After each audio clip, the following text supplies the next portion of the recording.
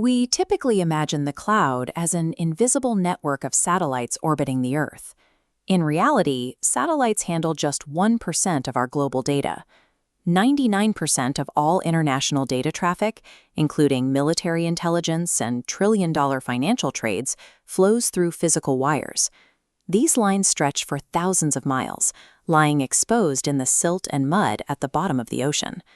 This reality creates a massive global engineering challenge.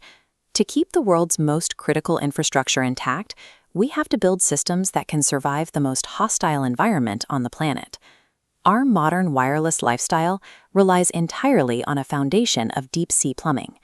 The engineering requirements change based on depth. Ironically, the most dangerous environment for a cable is the shallow coastal shelf, just a few miles off the beach.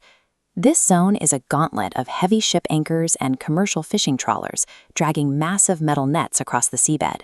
Near the shore, engineers wrap the data core in multiple layers of galvanized steel armor, making the cable as thick as a soda can. Engineering in the shallows is a matter of brute force defense against human activity.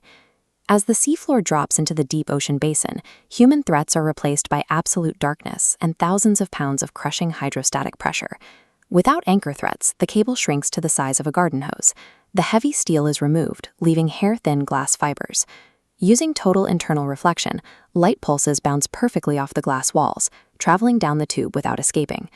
The primary bottleneck in the abyss is distance. Even a laser beam naturally fades as it travels thousands of miles underwater. Every 50 miles, engineers splice in repeaters, massive underwater amplifiers. These units require 10,000 volts of electricity to boost the dimming light signal and push it forward. Deep-sea engineering focuses on sustaining an electrical heartbeat across a massive dark void. Nature eventually wins. Underwater landslides and earthquakes frequently snap these cables, cutting off entire regions from the network. When a break occurs, a specialized fleet of repair ships must deploy immediately to the middle of the ocean to find the fracture. The recovery process is difficult.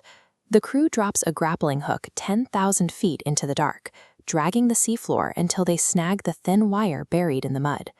Once the cable is on the deck, technicians must physically fuse the microscopic glass hairs back together by hand while the ship rocks in the waves.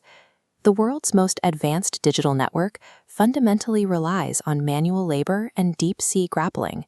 The internet is a physical, vulnerable machine that requires constant maintenance to survive.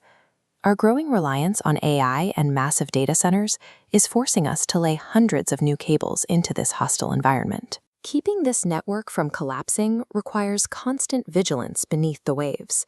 Every text sent or video streamed fires a physical pulse of light through a strand of glass at the bottom of the ocean.